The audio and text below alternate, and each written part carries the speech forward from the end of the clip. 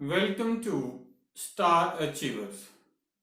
Today we are here to discuss transcription in prokaryotes. क्या कर रहे हैं हम डिस्कस? ट्रांसक्रिप्शन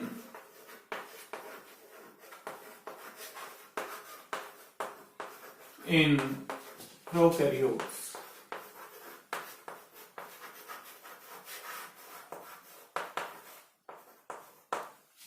अब ये जो ट्रांसक्रिप्शन है उससे पहले हमें सेंट्रल डोग्मा जो स्कीम है मॉलिक्यूलर बायोलॉजी का फॉर्मुलेशन है उसका हमें पता होना चाहिए. जो सेंट्रल डोग्मा था वो किसने दिया था? फ्रांसिस क्रिक ने इन 1958 में. अब ये जो सेंट्रल डोग्मा है ये क्या कहता है? Central dogma is what? Central dogma क्या बोलता है? It is flow of information from DNA to RNA and then protein या polypeptide. The flow of information from DNA to RNA and then to protein is called central dogma. तो DNA से क्या कैसे बनता है आरएनए? ट्रांसक्रिप्शन से. DNA से RNA जो बनेगा वो कैसे बनेगा? ट्रांसक्रिप्शन. तो ट्रांसक्रिप्शन क्या हो गया? फॉर्मेशन ऑफ आरएनए जिसको हम एमआरएनए बोलेंगे from DNA is called transcription. The formation of mRNA from DNA is called transcription. और ये हम बाद में पढ़ेंगे. ट्रांसलेशन इस प्रोसेस को हम बाद में करेंगे. अभी हम क्या कर रहे हैं? Transcription in prokaryote. अब ये जो ट्रांसक्रिप्शन होती है प्रोकैरियोट में ये किस में होती है? किस में होगी? ये साइटोप्लाज्म में होती है. और in case of eukaryote it takes place in nucleus. अब यहां पे हम एक चीज और देख लें कि हमारे पास सेंट्रल डोग्मा में कुछ और हम एडिशन करेंगे कि हमारे पास क्या होता है. जैसे रिट्रोवायरसेस होती हैं. जो रिट्रोवायरस कैसी वायरस होती है? ऐसी वायरस जिनमें रिवर्स ट्रांसक्रिप्टेज एंजाइम प्रेजेंट रहता है. तो इसमें क्या होता है? ये जो एंजाइम होता है this enzyme perform the central dogma reverse by synthesising DNA over template of genetic material RNA. तो आरएनए से क्या बना देगा? ये पहले डीएनए रिवर्स हो जाता है. आरएनए ने क्या करा? इन case of retrovirus in the presence of reverse transcriptase. क्या है ये? रिवर्स ट्रांसक्रिप्टेज ये एंजाइम है. इसकी प्रेजेंस में क्या होता है? RNA it changes to DNA. और ये जो डीएनए है ये टेम्पलेट, ये जो डीएनए है ये मास्टर कॉपी का काम करता है. और ये क्या बना देगा? by means of transcription it form again RNA and then by translation it form polypeptide या प्रोटीन. प्रोटीन लिख लो चाहे पॉलीपेप्टाइड लिख लो. हम ट्रांसक्रिप्शन यूनिट का स्ट्रक्चर देख लें थोड़ा सा. ट्रांसक्रिप्शन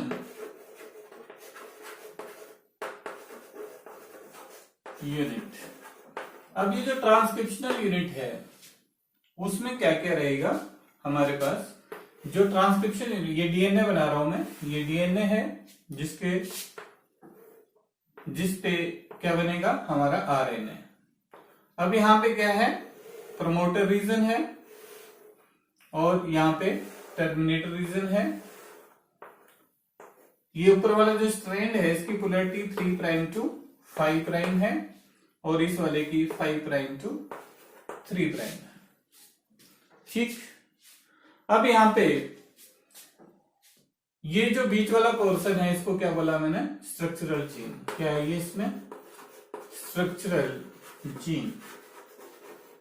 स्ट्रक्चरल जीन वो रीजन होगा ट्रांसक्रिप्शन यूनिट में which is to be transcribed into RNA. वो रीजन जो आरएनए में ट्रांसक्राइब होगा उसको क्या बोलेंगे हम, स्ट्रक्चरल जीन। तो इसी से क्या बनेगा, आरएनए बनेगा। तो ये जो स्ट्रक्चरल जीन है इन केस ऑफ प्रोकैरियोट्स ये क्या होती है, पॉलीसिस्ट्रोनिक। क्या होगी ये, polycistronic means it encodes for more, we can say it encodes for more proteins. Polycistronic ऐसी जीन्स होती हैं जो एक से ज्यादा प्रोटीन्स को एनकोड करती हैं, उनको क्या बोलेंगे हम, पॉलीसिस्ट्रोनिक। जो प्रोकैरियोट होते हैं उनकी स्ट्रक्चरल जीन क्या होती है, पॉलीसिस्ट्रोनिक होती है। अब ये जो स्ट्रैंड है नीचे वाला इसको क्या बोलेंगे हम, कोडिंग स्ट्रैंड। क्या बोल रहे हैं इसको, कोडिंग स्ट्रैंड। और ये ऊपर वाला जो स्ट्रैंड है जो ट्रांसक्राइब होगा उसको क्या बोलेंगे हम, टेम्पलेट स्ट्रैंड। टेम्पलेट स्ट्रैंड बोल दो या नॉन कोडिंग स्ट्रैंड बोल दो। ये ध्यान रखना जो नॉन कोडिंग स्ट्रैंड है उसी वही ट्रांसक्राइब होता है। कई बार आपसे ऐसे भी क्वेश्चन पूछा जा सकता है कि दोनों के दोनों स्ट्रैंड ट्रांसक्राइब क्यों नहीं होते। तो देखो जो हमारे पास सेंट्रल डोग्मा की जो फॉर्मुलेशन है मॉलिक्यूलर बायोलॉजी की वो फेल हो जाएगी उससे उस केस में। जैसे सपोज ये स्ट्रैंड भी ट्रांसक्राइब हो गया और नीचे वाला भी ट्रांसक्राइब हो गया तो दोनों के दोनों क्या बनेंगे, कॉम्प्लीमेंट्री स्ट्रैंड बन जाएंगे। कॉम्प्लीमेंट्री स्ट्रैंड बनेंगे तो उसमें क्या होगा, दो कंडीशन हो जाएगी। जैसे कॉम्प्लीमेंट्री बन गया, ये भी कॉम्प्लीमेंट्री बन गया, इनके बीच में H बॉन्ड भी बन सकता है, हाइड्रोजन बॉन्ड फॉर्म हो गए, वी कैन से जो नाइट्रोजन बेस है तो ये डबल स्ट्रैंडेड आरएनए बन सकता है। और दूसरी कंडीशन क्या हो सकती है, अगर ये सपोज आपस में नहीं भी जुड़ रहे हैं, अलग अलग ही हैं, तो ये क्या करेगा, ये अलग तरह की प्रोटीन बनाएगा, ये अलग तरह की प्रोटीन बनाएगा। अगेन जो सेंट्रल डोग्मा है कि फार्मूलेशन जो है वो वायलेट हो जाती है दोनों से। तो यहाँ ये अलग तरह की प्रोटीन बना देगा, ये अलग बना देगा। अगर ये आपस में जुड़ गए तो प्रोटीन सिंथेसिस स्टॉप हो जाएगा। जो सेंट्रल डोग्मा हमने पढ़ा उसको ये वायलेट कर लेगा एकदम। तो इसलिए इसके दो आंसर आप दो पॉइंट में इसको डिस्कस कर सकते हैं। पहला पॉइंट, अगर दोनों के दोनों स्ट्रैंड ट्रांसक्राइब हो गए तो क्या होगा, दोनों स्ट्रैंड ट्रांसक्राइब होंगे तो उनकी जो कॉम्प्लीमेंट्री जो कॉपी बनी है वो डबल स्ट्रैंडेड आरएनए बना सकता है, या अलग अलग भी रह रहे हैं तो ये अलग तरह का एक स्ट्रैंड कुछ और प्रोटीन बना रहा है, दूसरी प्रोटीन कुछ और बन रही है। तो भी वो क्या कर रहा है, जो सेंट्रल डोग्मा है उसकी फॉर्मुलेशन को ये क्या करेगा, वायलेट करता है। ओनली टेम्पलेट स्ट्रैंड जो होगा उसी की क्या बनेगा, आरएनए बनेगा। कोडिंग स्ट्रैंड का आरएनए नहीं बन रहा है, ओनली इसी का बनेगा। अब हम एक चीज देखें कि जो हमारे पास we can say enzyme involve होते हैं in case of prokaryotes. Prokaryote में ट्रांसक्रिप्शन के केस में जो एंजाइम यूज होंगे वो कौन से होते हैं। तो इसमें हम क्या करेंगे, एंजाइम इसमें एक ही यूज होता है इन case of prokaryote, single enzyme use होता है, that is DNA dependent RNA polymerase. कौन सा, डीएनए डिपेंडेंट आरएनए पॉलीमरेज। अभी हम इसको भी समझेंगे ट्रांसक्रिप्शन यूनिट को, पहले एंजाइम का देख लें उसके बाद देखेंगे हम। ये प्रमोटर रीजन है इसका और ये टर्मिनेटर रीजन है, ठीक है। इसको भी करेंगे कैसे काम करता है, ये कौन कौन से इसमें फैक्टर होते हैं, कैसे काम करता है। अब ये जो DNA dependent RNA polymerase enzyme है, ये कैसे काम करेगा इसके बारे में हम बात कर रहे हैं। ये जो DNA dependent RNA polymerase enzyme जो होगा, it was isolated from Escherichia coli and is one of the largest soluble protein yet studied. RNA polymerase क्या है? ये होलो एंजाइम। क्या है? होलो एंजाइम, जो कि दो चीजों से कंबाइन होकर बना है। कौन कौन से रहेंगे ये? दो।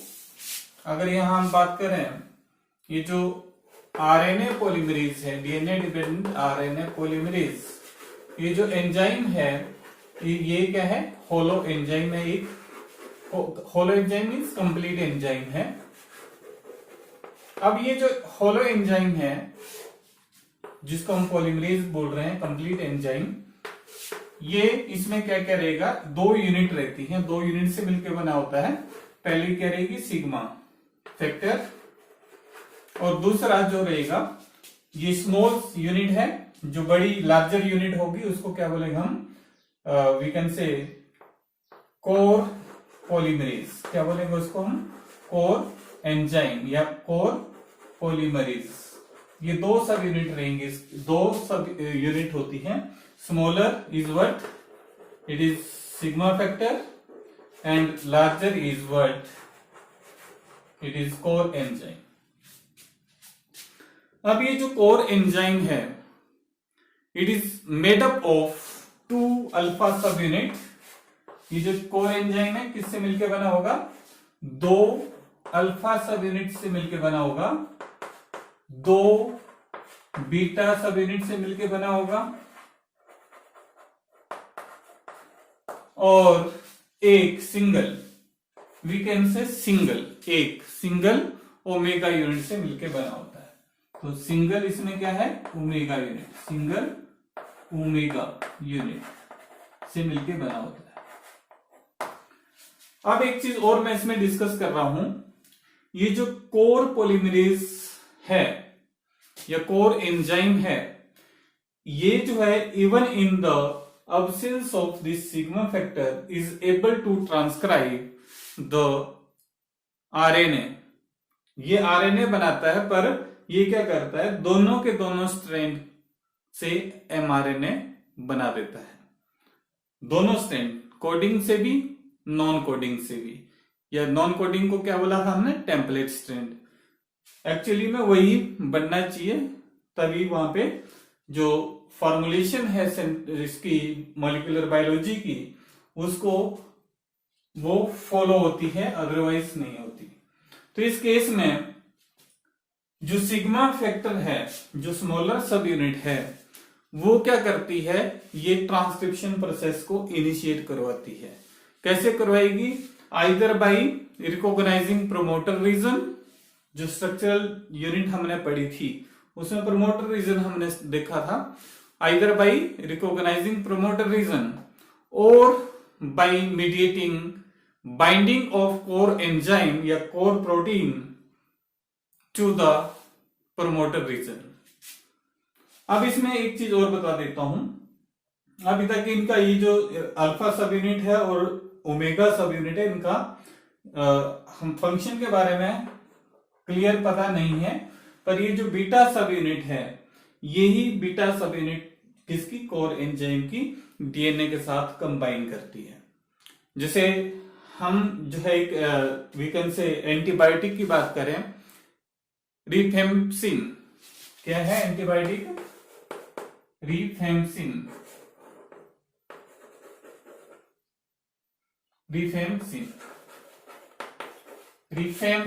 It is antibiotic. ये जो एंटीबायोटिक है, ये क्या करती है? जो इश्चेरिया कोलाई है हमारे पास, बैक्टीरिया, उसके लिए ये जो है बीटा सब यूनिट जो है इस रेम्पसिन एंटीबायोटिक के लिए काफी सेंसिटिव होती है। ठीक है, तो इश्चेरिया कोलाई को अगर रेमसिन दें तो ये इसको किल कर देगा, इश्चेरिया कोलाई को। It is one of the antibiotic. पर ये जो T4 बैक्टीरियोफेज है, T4 जो बैक्टीरियोफेज है, उस केस में जो इसका जो आरएनए पॉलीमरेज एंजाइम है या कोर एंजाइम पॉलीमरेज जो है वो इसके लिए सेंसिटिव नहीं होता। ठीक है, यानी कि T4 को जो बैक्टीरियोफेज है उसका इसमें रिफेम्पसिन का कोई फर्क नहीं पड़ेगा एंटीबायोटिक का। अब हम अपने एक्चुअल प्रोसेस में चलते हैं कि जो ट्रांसक्रिप्शन है प्रोकैरियोट में वो कैसे होती है।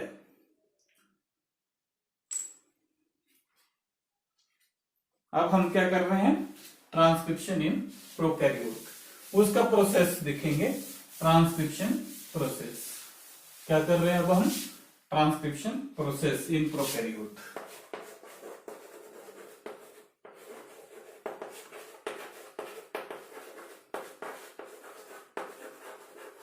ट्रांसक्रिप्शन प्रोसेस किस केस में, प्रोकैरियोट के केस में। ट्रांसक्रिप्शन प्रोसेस है वो कैसे होता है प्रोकैरियोट के केस में, उसके हम एक बार दोबारा स्ट्रक्चरल जीन्स बना देते हैं। क्या है स्ट्रक्चरल जीन, ये प्रमोटर रीजन है उसका स्ट्रक्चरल जीन में, ये terminator gene gene transcription unit में, और ये क्या है हमारे पास structural gene, terminator region structural gene. यही स्ट्रक्चरल जीन ट्रांसक्राइब होगी जो भी मैंने बताया। अब यहां पे क्या होता है, जो ट्रांसक्रिप्शन प्रोसेस होता है उसमें प्रोकैरियोट के केस में आरएनए पॉलीमरेज एंजाइम काम करेगा, डीएनए डिपेंडेंट आरएनए पॉलीमरेज। ये इसका क्या था, एंटीसेंस स्ट्रैंड या टेम्पलेट स्ट्रैंड, इसको एंटीसेंस भी बोल देते हैं, नॉन कोडिंग भी बोल देते हैं, इसको क्या बोलेंगे हम, सेंस स्ट्रैंड या कोडिंग स्ट्रैंड, कोडिंग स्ट्रैंड भी बोल देते हैं इसको, कोडिंग स्ट्रैंड। अब ये टेम्पलेट स्ट्रैंड है या एंटीसेंस जो स्ट्रैंड है, इसी की क्या बनेगी, कॉपी बनती है। अब यहां पे 3 end to 5 end 5 prime to 3 prime, यहां पे सपोज ए है, जी है, टी है,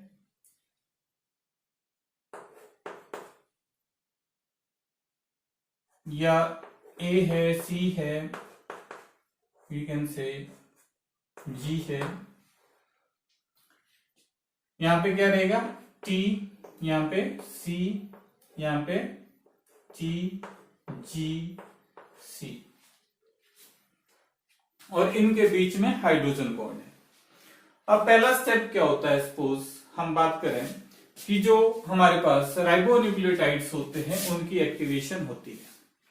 क्या रहेंगे, जो राइबोन्यूक्लियोटाइड होंगे उनकी क्या हो जाएगी, एक्टिवेशन। एक्टिवेशन कैसे होती है, एक्टिवेशन कैसे होगी, बाय फास्फोराइलेशन। जैसे हमारे पास A M, we can say adenosine monophosphate, GMP, U uracil रहेगा इसमें न्यूक्लियोटाइड, एंड CMP, ये न्यूक्लियोटाइड है। तो इनकी क्या हो जाएगी, पहले फास्फोराइलेशन होगी, तो यहां पे क्या जुड़ जाएगा, H3 फास्फोरिक एसिड PO3, और ये जो H3PO3 है ये किसकी प्रेजेंस में, फॉस्फोराइलेज एंजाइम की प्रेजेंस में, फॉस्फोराइलेज जो एंजाइम है उसकी प्रेजेंस में, और एनर्जी का यूज होगा इसमें इस स्टेप में, और ये किस में कन्वर्ट हो जाते हैं, ट्राइफॉर्म में कन्वर्ट हो जाएंगे, ATP, GTP, CTP and UTP, इसमें ये कन्वर्ट हो जाएंगे। किस में कन्वर्ट हुए, ये जो हमारे पास न्यूक्लियोटाइड थे ये कहां पे प्रेजेंट थे, इन केस ऑफ बैक्टीरिया या इन केस ऑफ प्रोकैरियोट ये किस में मिलेंगे तुम्हें? साइटोप्लाज्म। कहां पे थी ये प्रेजेंट? साइटोप्लाज्म। अब ये जो एनर्जी मॉलिक्यूल बने हैं इसके एनर्जी फॉर्म में एक्टिवेट हो गए हैं, ये एक्टिवेटेड न्यूक्लियोटाइड है। अगर हम बात करें एक्टिवेटेड न्यूक्लियोटाइड्स, ये जो एक्टिवेटेड न्यूक्लियोटाइड है इनका कैसे काम होता है वो अब हम बाद में देखेंगे। अभी न्यूक्लियोटाइड है ये एक्टिवेट हो चुके हैं पहले स्टेप में। अब क्या होता है कि जो हमारे पास आरएनए पॉलीमरेज एंजाइम है, जो मैंने अभी बताया था किससे मिलकर बना हुआ है, ये एक सिग्मा फैक्टर से और एक कोर एंजाइम से। अब ये जो सिग्मा फैक्टर है, सिग्मा फैक्टर ये क्या करता है, ये प्रमोटर रीजन को फाइंड आउट करता है। क्या कर रहा है सिग्मा एंजाइम, जो सिग्मा फैक्टर है, जो स्मॉलर सब यूनिट है आरएनए पॉलीमरेज की, वो क्या करेगा, प्रमोटर रीजन को फाइंड आउट करेगा और क्या करेगा, कोर एंजाइम के साथ इसको जोड़ देगा। जब ये कोर एंजाइम के साथ जुड़ गया तो इनके बीच में जो हाइड्रोजन बॉन्ड थे वो क्या हो जाते हैं, अनजिप होने शुरू हो जाते हैं। इनके वो अनजिप का खुलना शुरू हो जाते हैं। खुलने शुरू होंगे तो क्या होगा, ये जो न्यूक्लियोटाइड पड़े हुए हैं यहाँ पे, ये क्या करेगा, न्यूक्लियोटाइड जैसे मैंने क्या बोला, जो एंटीसेंस स्ट्रैंड है उसी का ही एमआरएनए बनेगा।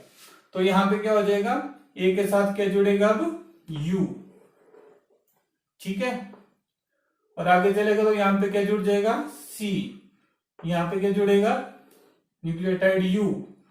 कैसे जुड़ रहा है ये भी मैं बताता हूं। यहाँ पे क्या जुड़ जाएगा, जी, यहाँ पे क्या जुड़ जाएगा, सी। और ये जो जब ये टर्मिनेटर रीजन में पहुंचेगा तो यहाँ पे एक और फैक्टर होता है जिसको क्या बोलते हैं हम, रो फैक्टर। अब ये रो फैक्टर के साथ जब ये कोर एंजाइम जुड़ता है तो क्या होता है, ये जो आरएनए न्यूली सिंथेसाइज्ड आरएनए है, it falls off. In case of we can say prokaryotes. और ये भी बताया था ये पॉलीसिस्टोनिक होता है, ये कई तरह के एंजाइम या कई तरह के प्रोटीन बना सकता है एक ही आरएनए। और इसमें एक चीज और डिफरेंस अगर देखें हम, जो यूकैरियोट होते हैं उनमें यहाँ पे एक्सोन इंट्रोन रहेंगे, वो उस टाइम, चलो उस टाइम डिस्कस कर लेंगे इनके डिफरेंस। अभी तो यहाँ पे क्या हुआ, ये आरएनए निकल गया। अब यहाँ पे मैं एक चीज और बता दूं आपको, ये जो एंजाइम ये जो है ये दोबारा मोनोफॉर्म में ही जुड़ता है। जब इसकी ब्रेकडाउन होती है तो ये क्या करेगा, तुम्हें दो इनऑर्गेनिक फॉस्फेट बाहर निकाल देगा अलोंग विद एनर्जी। और यही एनर्जी क्या कर रही है, ये जो नए न्यूक्लियोटाइड जो हैं इनके साथ जोड़ने में हेल्प करता है, ठीक है, इनको लेके आएगा। और ये चेन फॉर्मेशन जो बन रही है एमआरएनए, इनके ये आपस में बॉन्ड जो बन रहे हैं, ये आपस में जुड़ रहे हैं by means of phosphodiester bond के साथ। वो कैसे जुड़ रहे हैं, by using this energy that comes from the breakdown of this energy rich molecules या न्यूक्लियोटाइड्स। तो इस तरह से क्या हो रहा है, आरएनए की चेन बन जाती है और यहाँ पे कोई क्या बोलते हैं, इंट्रोन एक्सोन नहीं होते। और ये जो एमआरएनए होता है वो पॉलीसिस्टोनिक होता है और इसको जो आगे फर्दर प्रोसेसिंग की जरूरत नहीं पड़ती, कटिंग स्प्लाइसिंग की जरूरत नहीं पड़ती, इट इज पॉलीसिस्टोनिक। तो इस तरह से प्रोकैरियोट्स में क्या हो रहा है, ट्रांसक्रिप्शन होती है। Thanks for watching. I hope आपको ये समझ आ गया होगा। इजी है, ज्यादा टिपिकल नहीं है। Thanks for watching.